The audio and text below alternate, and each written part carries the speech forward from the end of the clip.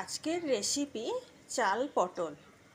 প্রথমে পটল আর আলু আলাদা করে ভেজে রেখেছি।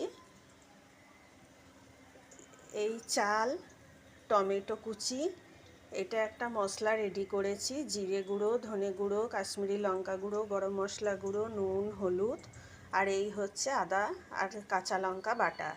কাঁচা লঙ্কাটা লাল ছিল, তাই লাল রং হয়েছে। এই চাল দিয়ে এই টমেটোটা ভাজছি। এই টমেটোটা ভাজা হয়ে গেছে। এরপরে এই চালটা দিয়ে দিলাম।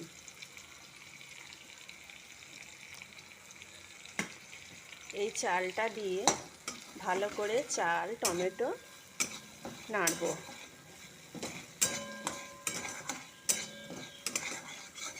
চাল টমেটোটা ভাজা হয়ে গেলে ওই যে মশলার পেস্টটা রেডি করে রেখেছি ওইটা দিয়ে দেবো। ওইটা দিয়ে আলু পটল একসঙ্গে কষবো। কষার পর এই যে গরম জল রেডি করছি এইটা দিয়ে ঢাকা দিয়ে সেদ্ধ হতে দেবো। সেদ্ধ হয়ে যাওয়ার পর